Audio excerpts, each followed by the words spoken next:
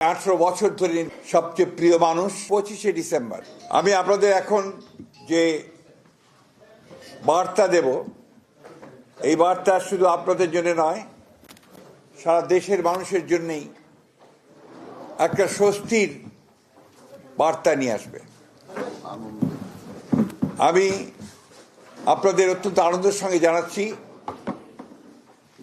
যে আমাদের দলের ভারপ্রাপ্ত চেয়ারম্যান, আমাদের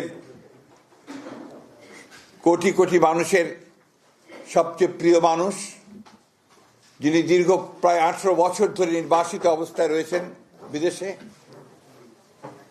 এবং বিগত প্রায় 1 যুগ ধরে তিনি গণতান্ত্রিক আন্দোলনকে নেতৃত্ব দিয়েছেন এবং আমাদের দলকে নেতৃত্ব দিয়েছেন, এবং আমাদের যে গণতন্ত্রের উত্তরণের যে ছাত্র গণ অভ্যুত্থানের নেতৃত্ব দিয়ে আমাদেরকে সাফল্যের দ্বার প্রান্তে পৌঁছে দিয়েছেন। আমাদের সেই সংগ্রামী নেতা, এই দেশের গণমানুষের অত্যন্ত প্রিয় মানুষ জনাব তারেক রহমান, আমাদের দলের ভারপ্রাপ্ত চেয়ারম্যান, তিনি আগামী 25শে ডিসেম্বর, আমি আবার রিপিট করছি যে আগামী 25শে ডিসেম্বর তিনি ঢাকার মাটিতে আমাদের মাঝে এসে পৌঁছবেন।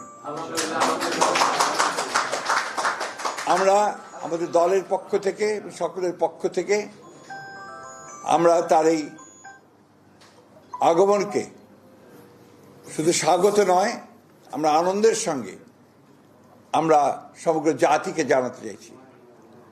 এবং আজকে গণতন্ত্র উত্তরণের পথে যে সমস্ত বাধাগুলো সৃষ্টি হয়েছিল, আমরা মনে করি যে আমাদের ভারপ্রাপ্ত চেয়ারম্যান তারেক রহমান সাহেব দেশে এসে পৌঁছলে সেই সমস্ত বাধা দূর হয়ে যাবে।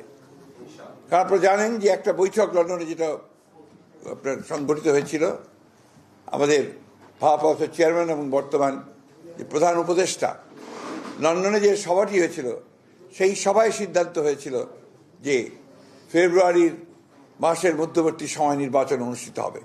ফলে আমাদের নির্বাচন সম্পর্কে যতটুকু আপনার একটা শঙ্কা ছিল সেটা চলে গিয়েছিল।